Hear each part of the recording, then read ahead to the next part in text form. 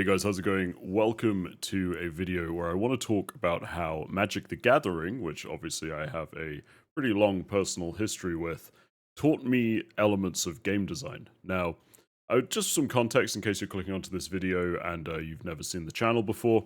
I used to, for quite a few years, be quite a popular Magic the Gathering YouTuber. Before that, I worked in the games industry on games like RuneScape, and now I'm actually publishing my own indie game, which comes out of early access on March the 16th. You can find a link to it down below. And yeah, go wishlist and all that good stuff. But anyway, that's not the point of today's video. The point of today's video was an idea that I've had for a while and I've wanted to make. But as you can imagine, making your own game makes you a little bit busy. But it was actually inspired by a very cool moment and something that I'm pretty proud of, which is Richard Garfield, the creator of Magic the Gathering, actually left a review on my game on Steam saying that he really liked it. And I was like, I don't know, it was quite like a full circle moment in a sense, right? I was very proud of that. Of course, he's somebody that I admire a great deal. He invented the modern trading card game genre, essentially. And yeah, it was just a very, very cool thing to see. However, it did give me an idea, and that was sort of going back through how I was involved with Magic and just talking about like ways that it inspired me in the way that I make games now. Now, I did make games before it, but I really learned such a huge amount that I think that it's really, really worthwhile going through and just talking to you all about what that stuff was. Now, I am going to show cards on screen as a reference as I talk. If you are familiar with Magic, you might not need that. You might be able to just, like listen to this as a podcast or whatever. But if you are unfamiliar with Magic, don't worry. This isn't going to be super in-depth discussion of Magic mechanics or really much discussion of Magic mechanics at all. I'm more going to relate them all to the way that they influence game design, and I think they just serve as examples and manifestations of some of the broader principles that we're going to talk about. So, really, you only need the most rudimentary understanding of like tap lands, play cards, right? So that's it. But I have got a little list. This video is not scripted or anything. I do like to get kind of rambly in my videos, so I apologize in advance. But I do have a little bullet list of like design philosophies that I kind of have and beliefs that I hold that in some way were inspired by Magic. So we're just going to start going through them. One thing that I do want to say before we get going is obviously these are all just my opinions, right? Like anybody who talks about games on YouTube in any sort of objective sense is being a little grandiose. These are just my opinions. And actually, I want to know what's like your favorite Magic the Gathering card design-wise, or least favorite. That's also kind of more fun in a sense. I have some of those as well. But yeah, let me know in the comments, because I am genuinely curious, because I think everybody has a different take on this. So if there's a particular card, even if you just, hey, look, if your answer is, I think it's really fun, that's actually, and we'll get to why, that's actually just as valid an answer as somebody who writes a short essay explaining why. So anyway, let's get going. Now, I'm going to start out with maybe the biggest lesson that I think I see a lot of people falling into. It's not to do with Black Lotus, that is just a placeholder. But the biggest lesson, and I'll go through some examples in a second, is there's no singular player of most games, right? And this is something that I've been reminded of a lot recently. I quite like World of Warcraft. I play every now and again, and I haven't played the new expansion too much yet just because of being busy, but I have been watching people on Twitch as I work and stuff, and one thing that I really see all the time is, why are they focusing on this? I don't like this, blah, blah, blah. And I'm like, yeah, some of that I think is pretty valid, but for the most part, I think that it comes from a lack of perspective on just how many people will play a game. And if you're a designer, of course, how many people will play your game? Now, there is some central element that's drawing them all there, or some like core rule system or core appeal. It could be aesthetic, like if it's there are some genres where people will try games purely based on aesthetic. A good example, I think, would be like anime games or like visual novels, maybe, where like the presentation is such a core part of it. And then, there's the other side of it where some people love puzzle games or logic games, and they may play your card game or your puzzle game because of that, right? So you're going to get a really broad range of players, and of course, as a designer, your job is to capture as broad a swathe of them as you can within reason, right? You don't want to completely abandon the vision of your game to chase like this mythical, this Concord audience, like this mythical, broad audience where everybody's going to love our game, because we all know what happens when people do that. What you want to do instead is you want to make sure that you cater to as many of your intended audiences as possible. And I'm going to explain how I kind of picked this up through making content for Magic, because I will say, like, while I was doing Magic YouTube, and especially just beforehand, I was playing other games, like on like a semi-competitive, a very high-ranking level, especially StarCraft 2 and Dota 2, and World of Warcraft Arena for a time as well. I had multiple Gladiator titles in that. And Magic, the game for me, was making content and figuring out what people found fun. I got like really into that, really into like viewing different people's views on the same gameplay elements, right? And this is what taught me this, that people will engage with your game on very different levels. So I'm going to show you some examples, right? And we're just going to start with the most obvious example of this, which is people who just like playing the game, playing cool creatures, and then people who really like getting into like meticulous strategy and meticulous complex tactics, right? So here's one of my favorite Magic cards of all time. I've played this card since I was in university. I love it. Like, it was in Standard when I was in university. Actually, I think from being an M10, which is the version here. And it's Baneslayer Angel. It's a 5-cost, it's like for anybody unfamiliar with Magic, it's a middle-costed creature that has lots of powerful abilities and is very straightforward. It works very well with things that work with angels, and it's just a very straightforward beater of a card, right? You play it and you hit people and you feel good about it. And then, there's also one of my lesser favorite cards from my time playing, which is Teferi here. I'm sure that a certain slice of people viewing this video just winced, because this card was incredibly dominant for a time when I was making YouTube videos in Dominaria, which is actually one of my favorite Magic sets. And I do respect this card. I think it's very well designed, but my goodness, he was a menace to play against. And this is a great example of, think about Teferi, right? And this is how you have to understand things if you want to design a game that's going to do as well as it could, essentially.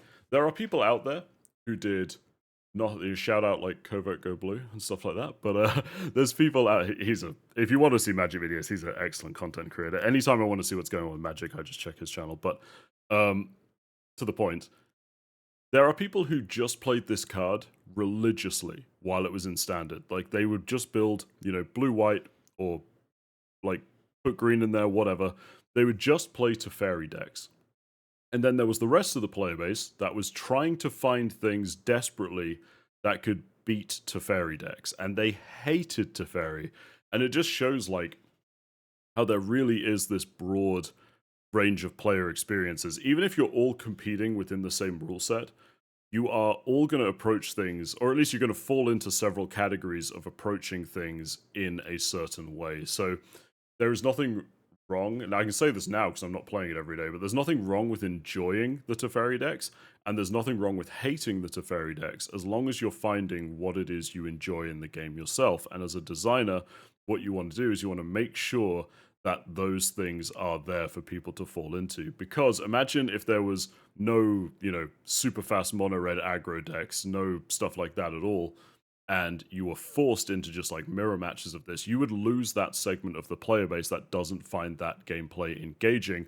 And actually, conversely, you would also lose some of the side that does find it engaging, because they wouldn't have the same variety of things to play their engaging gameplay pattern against, if that makes sense. So based on that, you have to have an understanding of, and you really have to kind of like, at times, decouple a little bit from your personal preferences and understand that things that you may not naturally view as the most engaging gameplay are going to help sustain and capture an area of your intended audience. Because like using Magic the Gathering, we're all Magic players, we all really like Magic, but it's interesting how we all very much so gravitate towards different elements of Magic, and there's nothing wrong with whichever one you gravitate towards. And that's just generally like a really broad understanding that you have to have as a game designer, because, when I'm working on a dice, my game, if I was only working on my favorite character, who's the witch, by the way, if I was only working on my favorite character, I would neglect other parts of the game, and she is not the most played character, right? So you have to kind of broaden your senses and actually try to like view the game that you're working on through those different player profiles. And I know some games out there, and I see people doing this, they'll be like, oh, I'm making a what's like the most popular copycat genre right now. I'm making like I don't know an extraction shooter or battle royale or something, right? And they'll be like, no, no, no, this game is specifically for people who really hate how far you can get sniped from in Tarkov, but they like everything else about Tarkov. And it's like, well, I don't play Tarkov, so this is a made up example, but it's like, okay, well, you've just probably eliminated your game from contention for all the people who do like sniping in Tarkov. So now you're taking the Tarkov audience and you're cutting a bit out of it. And if you keep doing that, eventually your viable audience will get smaller and smaller. So you broad target audience and cater to like I say broad, not AAA corporate boardroom broad, but you know what I mean. You like as broad as you can while sticking true to your vision and make sure that you cater to different player profiles within there. People very familiar with Magic will be familiar with the player profiles like the Spike and the Timmy and stuff. Basically that. Make sure you cater to all of them. Okay, let's move on because I think this is a fun one next. That is kind of related to Teferi 2 in a way, but trust yourself when it comes to what you're putting in the game. That's what we just spoke about. Like, make sure that you are catering to your audience, but do trust that like you're not straying too far from that to things that will alienate your audience. And also, if you think, like, oh, maybe this will be too niche or maybe this will be too weird, I would say kind of embrace that because there's so many games nowadays that you need to stand out. And I think one thing that Magic has done very, very well, and honestly, I think has done better than most eras of almost every other card game, if not every other card game, has been coming up with their own stuff, as weird as that sounds. And we're going to get onto like some pitfalls with that in as well in later in the video. But really, and sorry, I know that I talk a lot in these videos, so I'm just going to have a refreshing sip of Coke Zero, not sponsored. And I'm not editing this because I'm not a YouTuber anymore. I don't have to edit anything. So anyway, now that that professional attitude has gotten out of the way, what was I saying? Yeah, trust yourself. Like, one thing Magic does very well is it does its own thing. And it's always been the way that it's done its own thing, and other games have followed suit. So, for instance, one of my favorite, do you remember that like era of the mid 2010s? Maybe you don't if you're a bit younger, but that era of the mid 2010s when every game in the world was a card game. Like, you had Blizzard made Hearthstone, right? That went into beta just as I started university, so whenever that would have been. And from there, every single other game studio was like, we're making a card game, look at Hearthstone. And you got like Elder Scrolls Legends, which was actually the first videos I ever posted on this channel were Elder Scrolls Legends gameplay. I think even before Chronicle, but that was one of my favorite digital, still is really. I think it's offline nowadays, but that was one of my favorite digital card games for sure. You got like Eternal, which was basically a bunch of Magic players making Magic online with slight changes, and then they got blown out the water by Magic Arena arriving. But you got so many. Obviously, there was Gwent, which I had a long history with. That was fantastic for a time. There was so many. You got all of these digital card games come out. It was what we said about battle royales and extraction shooters. Really, digital card games were that like 10, 12 years ago now, which is crazy to think about. But because of that, Magic always stood out as the one that Hearthstone as well. Hearthstone, I know, is simpler. It's very different, but they did their own things, and a lot of games followed suit on that. And I think that having that essence of originality is almost like an intangible observation that people will have about you. One of the things that we get asked, myself and Joel, who make our game, one of the things that I get asked all the time is like, "Oh, were you inspired by Balatro?" And the answer's like, not really, no. Like, our game is super weird. It's based on a medieval game, right? And I wanted to make it, and it's weird as well. We mix like 3D and 2D and a bunch of stuff you shouldn't do to kind of get away with it. And I very deliberately, from day one, I was like, look, if we make something, it's going to be a game. Obviously, it's not like some super. I'm not saying I've like invented a new genre. Obviously, we haven't. It's a roguelite, but I was like, it's gonna be weird. Like, we're gonna do some weird stuff, and I think like embrace your weird and make sure that even if you're making a battle royale, right, those one or two strange ideas that you have that you kind of know that you should talk yourself. I'm sorry, there's like a train or a ship blaring its horn outside. I don't know if you can hear that or not. If you can, again, I'm not editing this, so enjoy. But embrace the weird, basically, because, you know, like, even if you're making Battle Royale, Fortnite, Clash Royale, Tarkov 2, Guard, Board, whatever it's called, those ideas that you know that you should talk yourself out of and that you explain to people, and they kind of get like a slightly confused look on their face because they don't really understand what you're talking about. Yeah, you should do them anyway because you should have some original element to your game. And also, those weird ideas that are lurking down there are what you believe in. And I think that's one thing that Magic's designers have done very, very well in the past is having these ideas that when you describe them, they sound kind of weird, but then you see them actualized in a set of cards, and you're like, oh, I get it now. Like, it's cool, right? Like Saga enchantments would be a good example if you're a Magic player. I love Saga enchantments, but when you describe them, you're like, oh, it's like an auto playing card. What is this? But it's actually really cool. So, yeah, cling on to your weird ideas. Don't let people talk you out of them unless they're horrific. If I talk you out of them, listen. But yeah, other than that, if it's anybody but me, they're wrong. So you should. All right, so let's move on. And now this is one that I'm actually just stealing straight up. Although I guess I've added a second part. But what I was going to say, Mark Rosewater, designer of Magic, he said one that I always remember, which is something being complex doesn't mean it's fun. Couldn't be more right, like 100%. And also, I would add something being simple doesn't mean it's boring, right? And I've got a couple examples for that. Let's talk about some simple cards. Let's talk about complexity and the level of intensity. This is what the actual gameplay lesson is here. Offer different levels of intensity and understand that the level of intensity itself does not define the quality of something. We live in this world where like everybody's arguing on Reddit and everybody's trying to sound super smart in weird rambly videos about game design and card games. And it's like none of that matters. Like the only thing that matters is that the stuff you make is fun. And I know that sounds crazy, but like the truest meme in the world, and it's so reductive, is like just make a good game. Like you don't have to be some 400 IQ like Hearts of Iron 4 like rewriting European history game to be a clever game. That's the trick, right?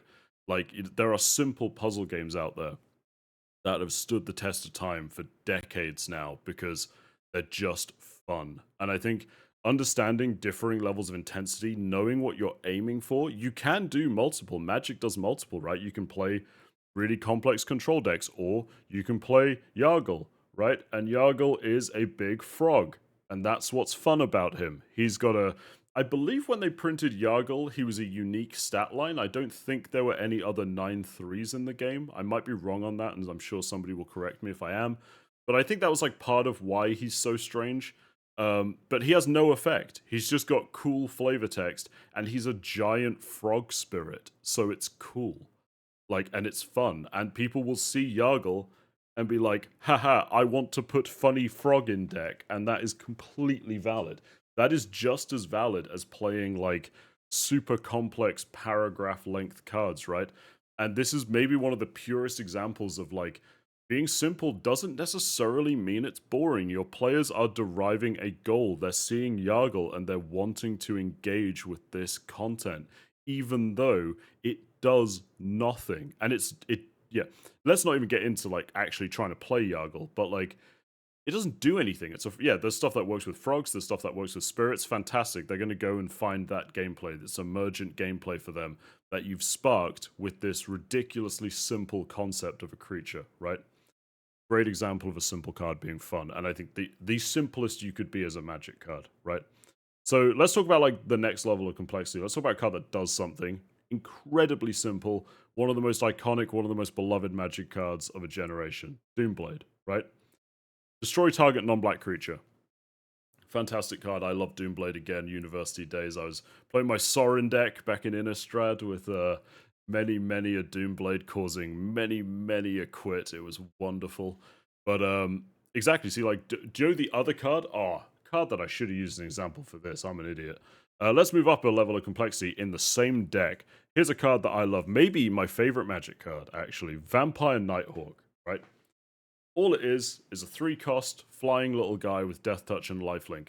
The amount of games that I bullied with this card, and I am so fond of it because of that, is extreme. And it's very simple, but the impact that it has is so fun. You can explain, as long as you know keywords, you can explain its effect in 3 words. They're just keywords. It has no complex effect attached to it. Yet it is one of the cards that, pound for pound, I have had the most fun ever playing Magic with. And it's a great example of like clean, succinct design appeals to players like me with room temperature IQs who just want to play cool stuff, right? And then you get the smart people, like my partner in crime, Joel, who's actually an intelligent man, and he would see complex stuff and be like, oh, yeah, cool. I mean, he'd also like Vampire Nighthawk, but, you know, goes back to player profiles, right? Understand a varying degree, and it's not, I know I joke about it, but it's not an intelligence thing. It's an intensity thing. It's not how smart are you to understand a big complex card, because there's huge intricacies in crafting like efficient, simple decks, right? It's not to do, this is something that I would, if you're working on a game or you're working on anything that people are going to experience, this is the one thing I would try to hammer into your head if I could pick one. It's that point of don't mistake complexity for design intelligence, right? It's not an intelligence question, it's an intensity question. If somebody wants to go play Call of Duty and run around with an SMG and blast everybody, it's not because, they're dull. It's because they want like a smooth, less friction.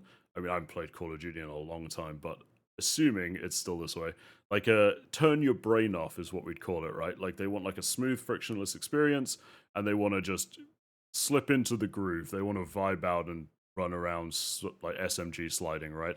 That's fine. Then there's people who go super sweaty, super try hard. They're playing it as like this intense competitive experience, search and destroy, that kind of stuff. 1v1 on Bog. There's a reference that if anybody gets, put it in the comments. But like, you can play as that like super sweaty experience, and it's the same core rule set, but players are engaging at different levels of intensity. And again, the one thing I would beat into your heads, make sure you cater for that. So let's move on. I just want to shout out another simple card that's awesome before we got Vampire Nighthawked. Yeah, Krenko, right? This is like a mid-level card, and a lot of people would look at this and be like, oh, it's really simple. But it's not. It requires you to play in a structured style. You want to have lots of goblins. It's asking you to think about more than just the card. It's the first card we've looked at in this section, with like Doomblade and Vampire Nighthawk. It's the first card we've looked at that asks you to do something outside of the card itself. You have to think about your deck construction, you have to think about like preparing the board state to play it, and then you play Krenko, and you tap him, and you make lots of goblins, and it's really, really fun. It's a relatively simple effect, edging into like the middle level of complexity because of its deck building requirement. That is one of the most fun cards to play, and yeah, anybody who used to watch that, I know I keep saying this, but it makes me nostalgic to some of the old videos, and Krenko is, he's one of the best boys who's never going to put on any pants. But anyway, let's move on to an example of complexity not necessarily being good. So, Questing Beast. Let's talk about one of my least favorite sets in Magic, which is Eldraine.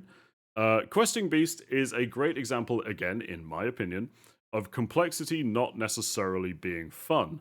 Now, this is going to, for those of you who don't know Magic, apologies, this is a mono green card. So, that means that generally speaking, it's going to go in simpler, creature-focused, straightforward decks where you're just like, on curve, which is the term for, when you've got 2 mana, you play a 2-cost card. When you've got 3 mana, you play a 3-cost card, and so on and so forth. That's playing on the mana curve.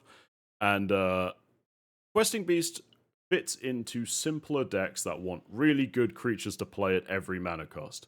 However, it also has a wall of text on the card.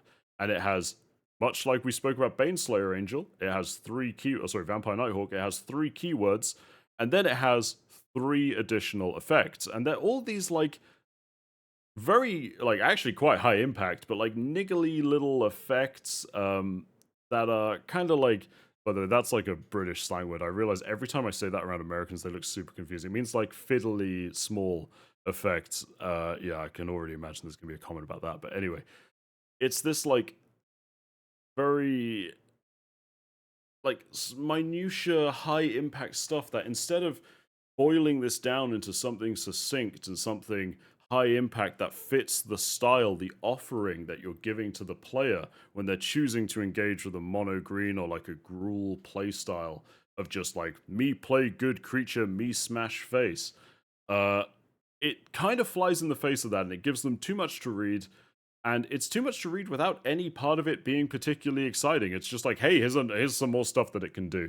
And I think Eldraine in general, just how much I don't like Eldraine could be another video, but like it fell into this trap of just like more text on card equals good. More text on card equals good. And I'm like, I would rather remove these 3 effects from Questing Beast and either put them on 3 different cards that, maybe are lacking something, or replace them with like a very exciting effect for the player. And then you can give them the keyword soup at the top, and you can give them some like big, impactful, exciting effect. But I think Questing Beast strays into the more for more's sake and really strayed away from being fun. And I think it's a good example of what not to do when you're designing content. And of course, that applies to anything that isn't just, that you could be talking about designing an environment, you could be talking about designing a gun for a shooter game, a car, whatever. It's not to do with cards, it's to do with the principles of the gameplay offering.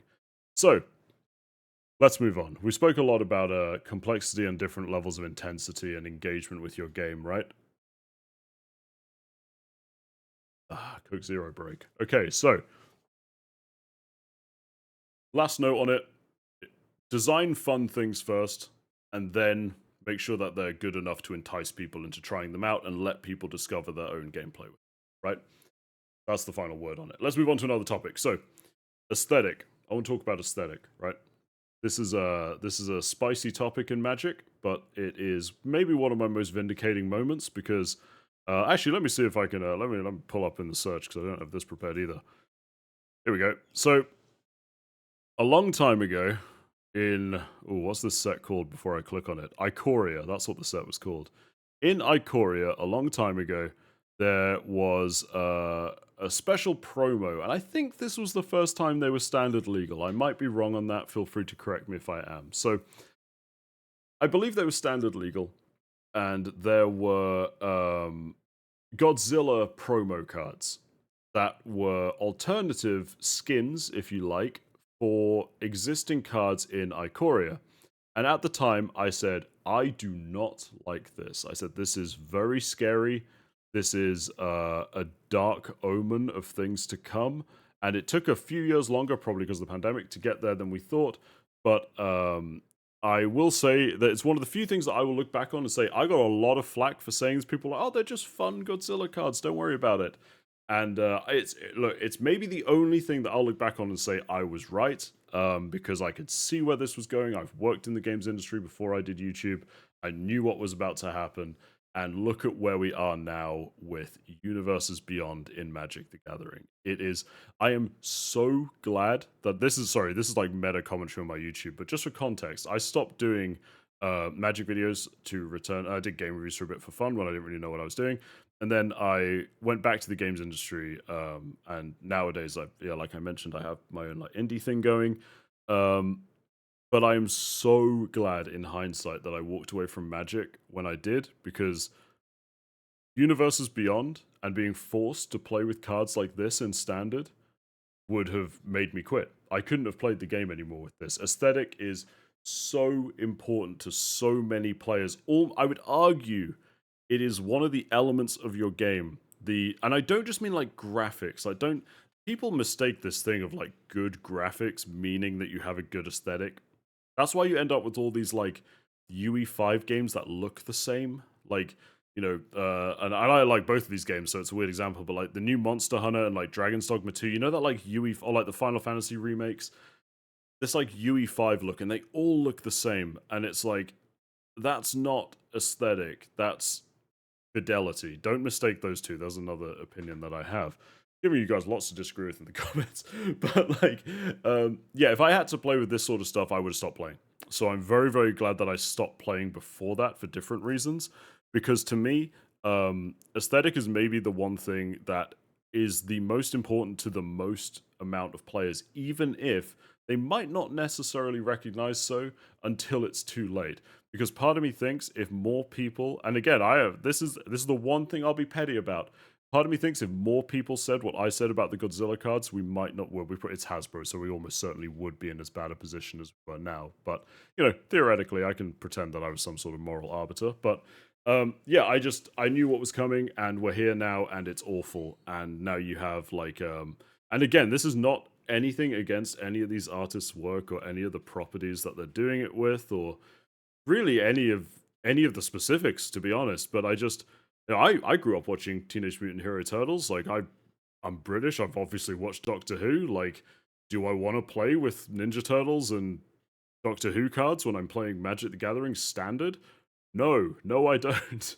So yeah. Anyway, that's my Universes Beyond rant. But aesthetic is really important. I think you can view this in itself. Magic to me, and I think to so many players. I'm just going to I'm going to get this off the screen because I hate it. I'm going to put my pet card. But if you want to know what my pet commander deck is, it's Sagada.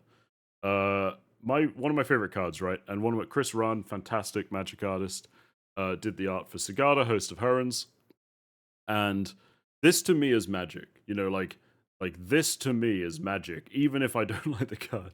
Like this stuff, like this is Magic. This is awesome. Like each one's on a different world, even the older stuff, right?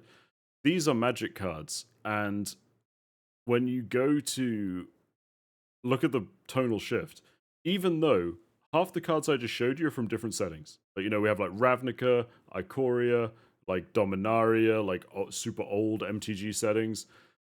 But now we move away from that shared world, that shared like design language, that shared understanding of the norms that are there, right?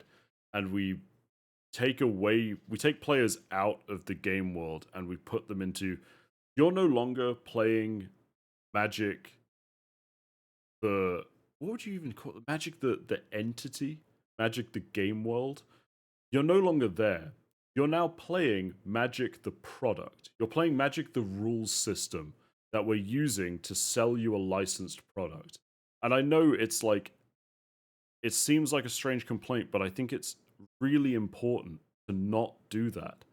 Like, I think it's so I'm not even that old. I know I have gray hair, but I'm in my early 30s, right?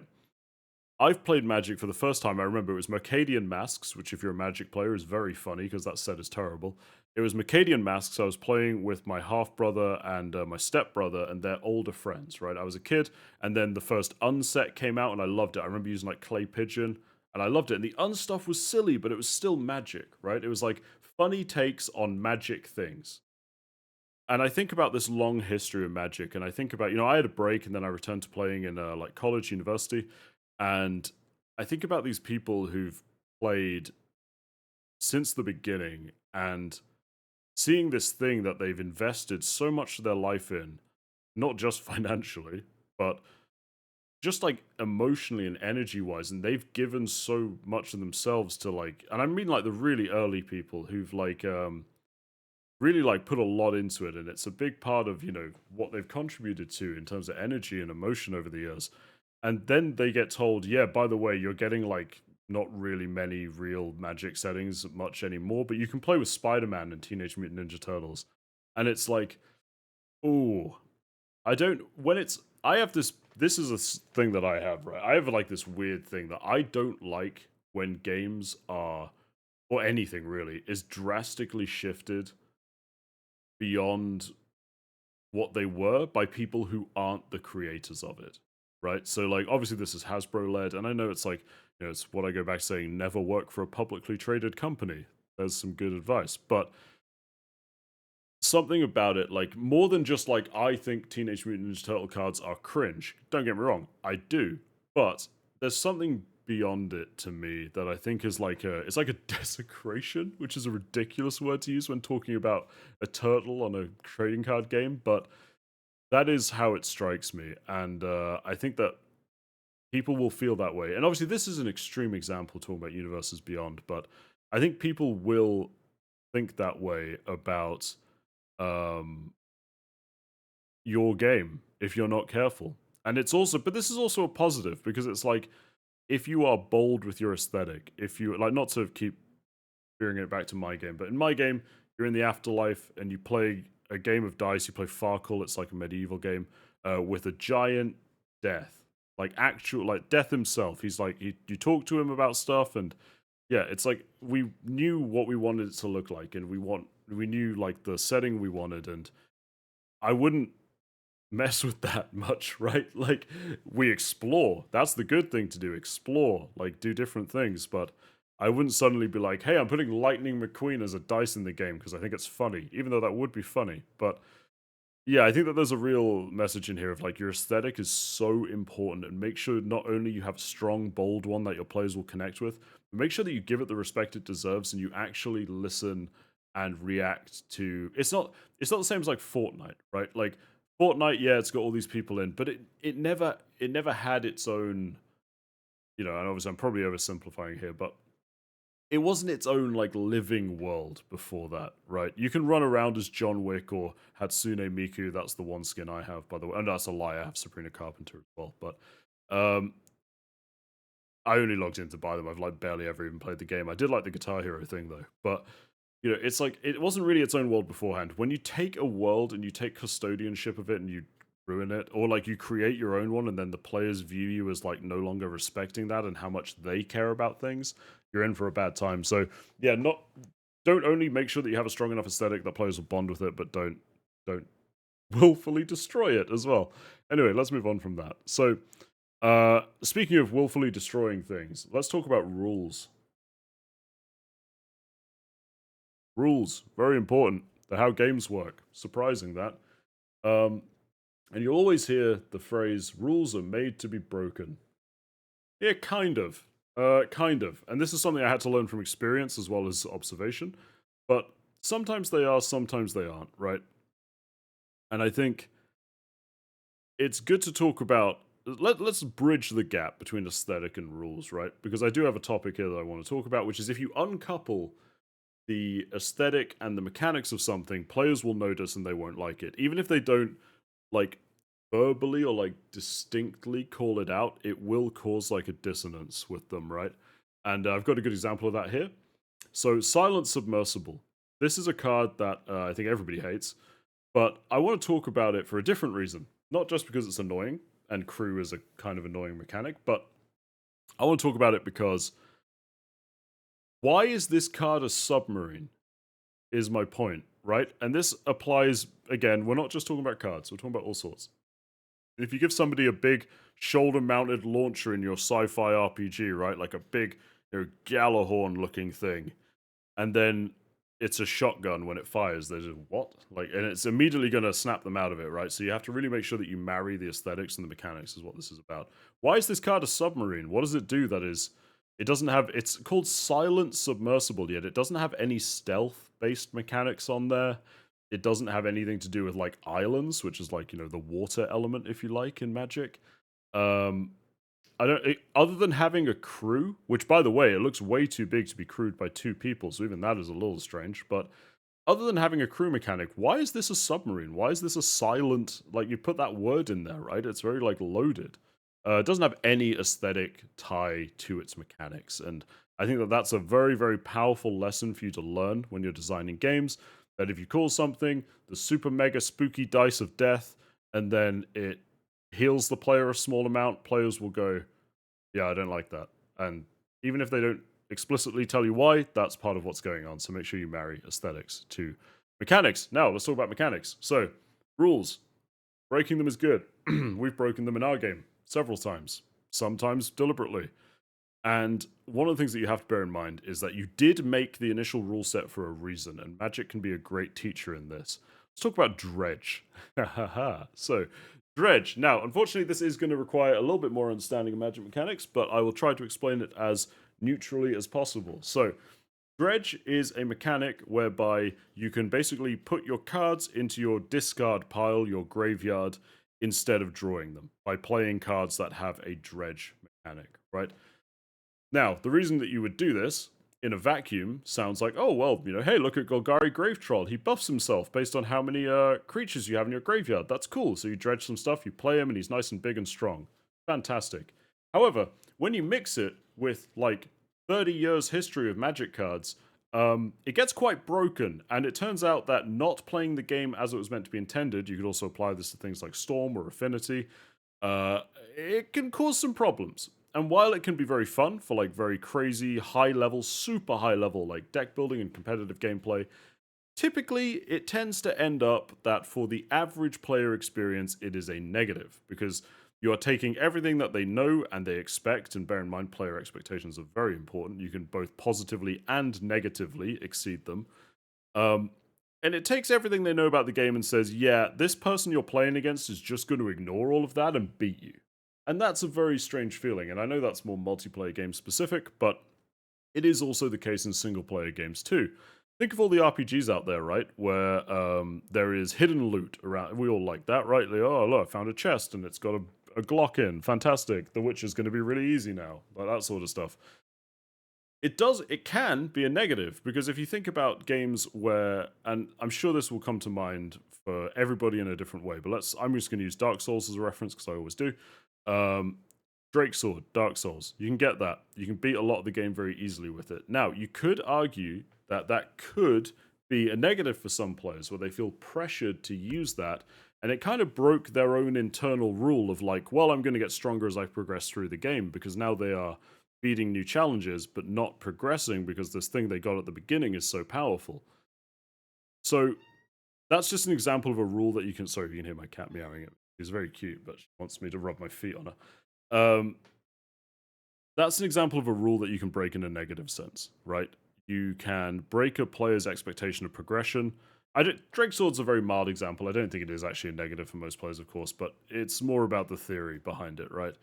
And Dredge is an extreme example of that, where you remove all the rules of the game, more or less. It is a rule, I know, but it is not the expected standard interaction rules that players have when playing, and it can just be an incredibly jarring, strange experience for the average player. So bear that in mind. Like, sacred rules are good to have. Like, in Dice, we knew, for instance, that we always wanted some reward for you managing to bank all your dice. In our game, they all respawn and you can go again. It's like a combo kind of thing. And then, what if we do this? But then if you bank all your dice, it does something different. And we were like, well, the thing is, it's cool having that sacred switch that flips. It's like, hey, I bank all my dice, they're going to respawn. If it was suddenly like, oh, you have this relic, so instead, you're going to get this item when you bank all your dice instead of them respawning, it would be like, you're altering core principles of the game too much. Sacred pillars is what you'd call them. They can be really, really good to have. I would recommend identifying some in your core gameplay. And really, unless there is an incredibly validating reason to do so, leave them alone. Break rules, absolutely. Sometimes the smaller rules, you feel they're not going to be that impactful to break. But when you give players a way of even changing a little bit of the game flow, the impact can feel really, really big. Like, there's ways, again, I know I'm just using my game as an example, which is just on the mind, so just talk about it. There's ways in our game that you can have more than 6 dice in the bowl before you roll. And it's really exciting because it's like, oh, I'm like breaking the rules. Like I'm rolling, 6 dice is the most I'm meant to have. I'm rolling with 9. Like, this is cool, right? And yeah, we could do way more extreme things, but it would break. The more things you change in the core rule set with these modifiers, the more you degrade like the actual core experience of the game. So yeah, make sure that you identify sacred pillars. You probably don't want to put something like Dredge in your game unless you are very prepared to do so and you know that it's going to be countered or catered for in some way. But yeah, generally speaking, I would just say your core rules are why your players initially enjoyed the game, and try to remember that. But breaking them is good on occasion. Just don't feel the need to do too much. Less can be more here. For sure. None is still none, but less can be more. There's a good way to think about rule breaking, maybe. But yeah, I think that's it. I think the only other thing that I would say, and this is more specific to Magic, but they design, nowadays, 18 months, 2 years in advance. That can be amazing if you have the luxury to do that, because you can make sure that you're not roadblocking yourself from future designs by implementing stuff that you've made, and then you go, oh no, I can never make this thing because it's far too powerful when combined with this old thing. So yeah, having like a good look forward and trying to design long term can be a very, very beneficial, but it's not a luxury that all of us have, of course. But I think that's it. I hope you enjoyed listening to this goodness me, 45-minute ramble about things that I sort of half learned playing Magic and then implemented poorly in my own games. But yeah, there you go. Thank you guys so much. If you did make it to the end of this ramble, thank you so much. I appreciate it. Leave a like on the video, all that good stuff. And yeah, like I say, do get in touch in the comments. I read every comment I get. That's super interesting. And yeah, if you have questions and stuff, I'll reply down there. So thank you guys. Thank you for all the support on the game as well. I know I joke about it, but it does mean the world to me. All the wish lists and the reviews and stuff, it helps out immensely. We are coming out March the 16th, which is vaguely terrifying, but thank you guys so much. Take care, and I'll see you next time.